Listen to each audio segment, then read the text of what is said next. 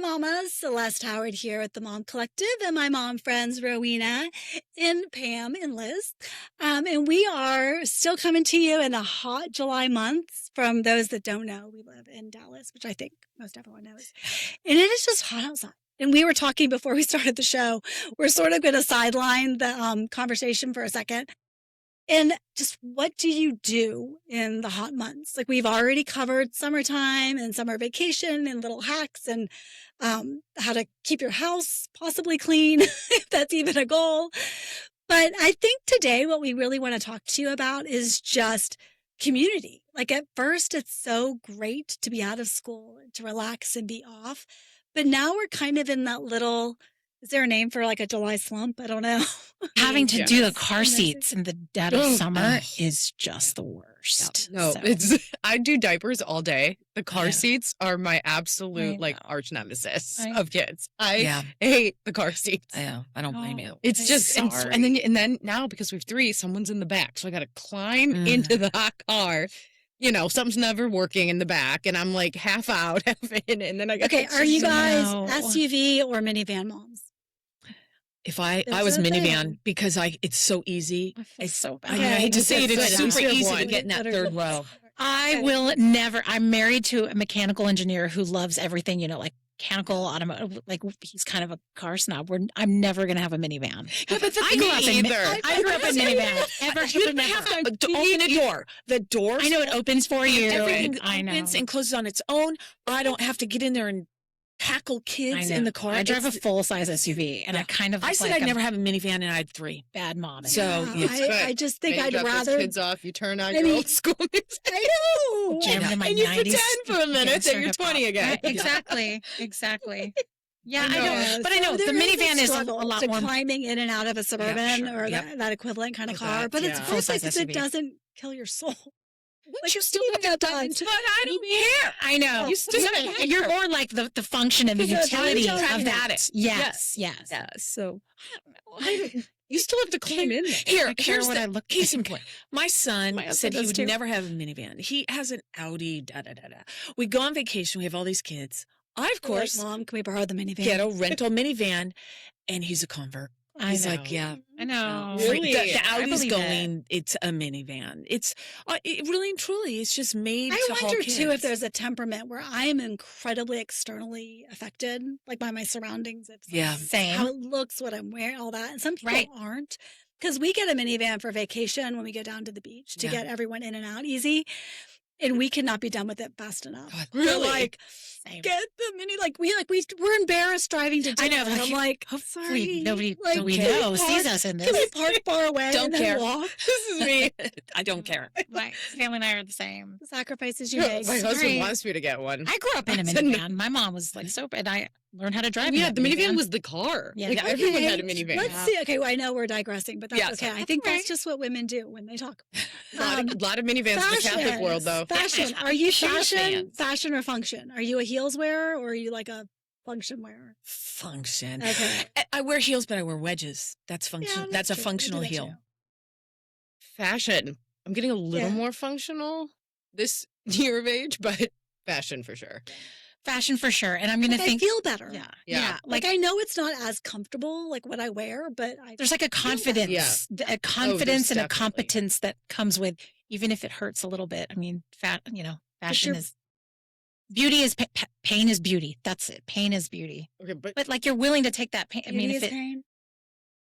I thought Beauty pain is pain. pain I is thought pain is beauty. Same different. no beauty comment is pain. section. Beauty is pain. Like being I'm beautiful. telling you, I'm gonna ask Not Gemini that- right now. Beauty is pain. No, but like being willing to like put yourself So through that. if pain. you guys are still with us, thank you. She'll be editing. Yeah. I will not edit because you understand. yeah, yeah. So while we're not really talking about anything real yet, I'm just going to remind you that I would love for you to follow us because we love these conversations and community is so important. And having people to talk about these nothing kind of things and wonder why you love your minivan and your friends don't, or if you've ever wondered, or why you are perfectly comfortable being in workout clothes going to the grocery store and you have a friend who gets dressed up to go to the grocery store. Like, I think it just comes down to internal temperament. But if you follow us and just join our little friend group, we could talk about these things all the time and we'll just show up right to your door. So hit subscribe. What else do you do? Yes, hit the subscribe button. That's for YouTube, right? If you Okay. found us on Spotify, continue to follow, and you can share us in whatever way. Because you have enough to do. So just let us come to you and just keep talking about this really important debate. You know what? But that's what I love about the dead of summer. Thank you, Lord, for air conditioning, that I have strong air conditioning, that I'm okay. When we're inside, we are comfortable. But because we're inside, I myself am more glued to the devices or the screen, right? So then I have things like, I have more, whether it's podcasts that I'm listening to while doing whatever I'm doing at the house, dishes or laundry or whatever, watching things on YouTube as I'm putting on makeup or, you know, taking a shower or whatever. I have an online go-to in the times that I have to be inside. Do y'all have an online go-to? Online. Audible. Book on tape. Oh, okay. So you keep book on tape. Okay. Always. Okay. 30 years. Okay. It's an escape. Yes. Yeah. Like I was going to say, basically, now that we're all inside, you want to escape. Yeah. Basically. Yeah. Yeah. That's cool. Yeah. I mean, I love traditional things like YouTube because remember, you can find us on YouTube. You know, always got a shameless plug too. Yeah. I love YouTube and I have certain YouTubers that I follow and it kind of helps like the time go by. Right. Yeah, I would say I do. Like every week I'll do the Abiding Together podcast because I feel like it's conversations if I saw my friends in the summertime. There are conversations I would have. They're kind of, this happened this week. This is how I dealt with it. This is how I wish that I had. This is what I was thinking about. I really like that one. I like the goals they set sort of. And Hallow, but Hallow's not. Hallow's like my morning meditation. That's a prayer practice, I would say. Yeah. But I do the different themes. Like there's one on detachment they just had, or like they'll have the different like series things in there. It feels probably similar to like an Audible book, but that person's talking to you and walking you through things. So we all have make pretend friends over the summer. I know. What about like, how do you have real friends over the I was going to say, what about in the flesh? People alive and in the flesh that you can hide in the air conditioning with in the summer months. Do you guys make it a point to meet up with girlfriends? I just started doing that. Okay. I'm doing that. Okay. So this was new to me, the idea of community groups. So at our church, they have community groups, which I think is beautiful. But look, I've lived in Minnesota, I've lived in Illinois, and now Texas, and been to various churches, part of, never heard of community groups. And so I think it's beautiful. And so I want to share that because if anyone out there's listening, this is something you can start on your own. Yeah, you guys don't organize by church. You just make we actually organically, but so we could have gone through the church. The church offered it, but actually by the Holy Spirit, our group actually started organically, and then we reached out to the church. And this is where we just started asking people. I know it's very vulnerable, but literally it was after Mass, and someone was like, "Hey, do you want to be in a community group? We want to have something like that, but we don't really know." And we're like, "We were thinking the same thing." Yeah. And then 2 weeks later, I met someone, and they're like, "Yeah, we're really trying to get plugged in." I was like, "Would you want to be in a community group?" The thing about it is when you name it, because I know some people are like, "Oh, name. What about naming it?" Or that seems like you have to ask for friends or I don't need that. No, there's something about, especially in this season of life, as a mother, a family, children, of being intentional that I think is very important, that maybe we didn't necessarily need before to have friends and keep up. But this is where we schedule something, we set out call it a little survey of what day of the month. Tuesdays or Wednesdays. We have What's a girls better? group text, a guys group text. So the girls we get together during the week or on the weekend for play date, or hey, we're going to Splash Pad. You guys want to come? It's just been beautiful. So that's been something that's really been of value. But a step before that, because we're talking about connections with live human people. I mean, I think if you're well, where do I even find these people to ask? Let's gather. Okay. I think the Catholic Church, and I'm very biased because our faith community, we do a good job of fellowship after Mass. We do a really good job. And I hope other Catholic parishes across the country are doing the same. You and your family stay a little bit, fellowship with your fellow parishioners, especially those with kids in your kids' same ages. Get to talking, and then, hey, has anyone ever thought about putting a Bible study together, or should we all go out for coffee after Mass, daily Mass?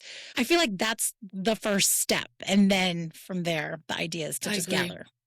The one thing I do want to kind of speak to a little bit, you'll talk about how great our church is and that we do all these things. I think it's honestly our responsibility to do it. Like, I do too. Pam, you started it Yeah. because that term was something the church made available, but the church has to just because I know people get so down on their church. The church's job is to provide the sacraments. It is to provide a place to go for confession, for adoration, for mass, to receive Jesus. It is also a kind of a beacon on a hill, like a light on a hill, that it brings together like-minded people that share the faith. But it really is our responsibility as the lay apostolate, like organize ourselves. Like we didn't have community groups back when my kids were little, but we just called it a Bible study. We got together. We didn't ever really do a Bible study. That was the catch term then. So I think when my kids were tiny, everyone with little kids runs around afterwards. It's up to you to stick around and not run to your car. Right. Like I know That's a so many good point. people that It's are true. that are like, we don't have community. Our church doesn't do that. They're like, But then they run to their car the minute it's over. Yeah, And you're being antisocial. every Don't be church antisocial. I've ever gone to, there's little kids running around afterwards. There's people sitting and talking. Be the one, that whole build it, they will come. Like be the one that says, hey, do you want to get together and do blank? Now, and then when you're talking about meetings or giving it a name, is it kind of cringy or is it a good thing? That's what makes it stick, because you can get together and like, hey, do you want to get dinner next week? And it's one and done. Yeah. If you say, do you 2 other couples? Now you have 6 people, and then maybe another one comes in. Now you have 8 people. Do you want to start a Bible study where we just watch a video on Sunday night? I've had a prayer group that I've done for 25, 30 years, I think, just because it wasn't, hey, you guys are my friends. Let's get together. We know each other. I hardly ever see you. Do you guys want to get dinner next week? It was, do you want to do a prayer group with me? It will be on Saturdays once a month. And then our Bible study group just started with a group from church that we'd gone out to dinner with. We had done stuff. But like when one of the girls finally stepped up and said, do you want to have a Bible study? We'll get together every other Sunday. And then we watch a video on some study and then we talk about it. And that's been going on for probably 10 years. And there's something very unique about giving it a name, giving it a time, making it a meeting, not we go out to dinner sometimes. Just catch up. Yeah. Right. Because that's not a scheduled, repeatable. Yeah. I mean, do you know what I mean? Yes. Like it's Yes. the same And life gets in thing. the And way. we don't, The but intentionality of something why you're about getting a together. meeting. Yeah. Yes. And you know that Saturday mornings, that's your special time. Right. Once whatever, you always know that. Yeah. So it's hard to like let something get in the way. Even with my friends that I've had here, and we don't all go to the same church, but we know each other through kids. We have one friend who's very intentional and at least once a month says, when are we going to do dinner? You have to find that one person who's willing to organize it and Keeping on task. If she didn't do it, it would never happen. True. That's true. Yeah. I've been a part of a lot of groups, and Yeah. it's funny because this is coming up because I was kind of that person for the community group. I had a baby, Yeah. some postpartum stuff going on, and I'm like in fear because I'm like, I was kind of the one just Who would- because I Yeah. happened to be in the middle and I wanted it. And luckily, like the girls I think have stepped up. I've also been very honest with them. I'm like, look, this is a really rough season for me right now. Yeah. I'll be back, but like, it's just not my best time. And they've really stepped up. Good. But I also have been more honest. Whereas in previous seasons like this, You would kind have of tried disappeared and didn't tell anyone what's going on. Oh. But being communicative really, really helped. Yeah, But I it's good. agree. I've been a part of a lot of groups, Right. Just with sports, but there's always that, especially in social Like situations, the anchor. Yes, the anchor. And we love you if you're that person. Yes, Keep being that I'm person, even though I'm grateful sure you for get her. so Planner, the resentful. anchor. Yeah, she makes it happen. It's So, yeah. You don't realize the gift you're giving to everyone in the group. Yeah.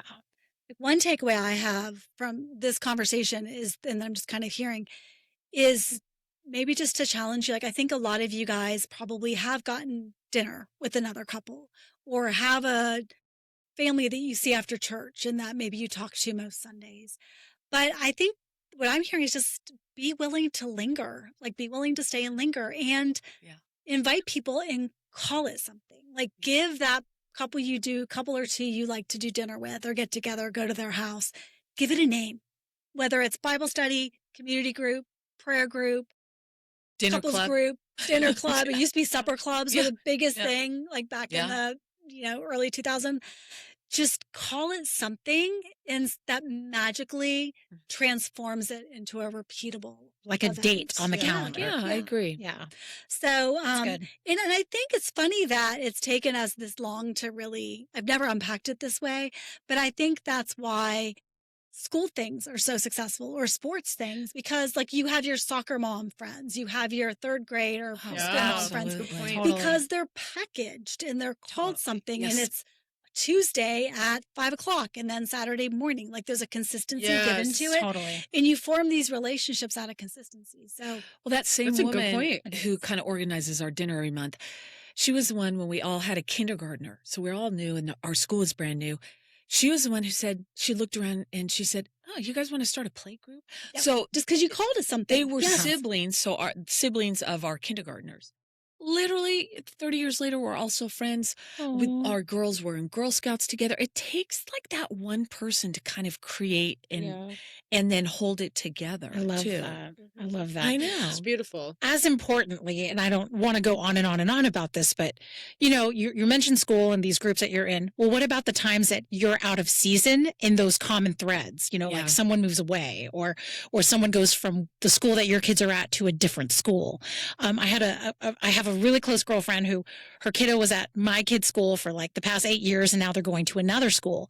And we were like, okay, because life is so busy and our kids are only getting older. And as kids get older, you only get busier. So it's not like you're going to have more opportunities to get together.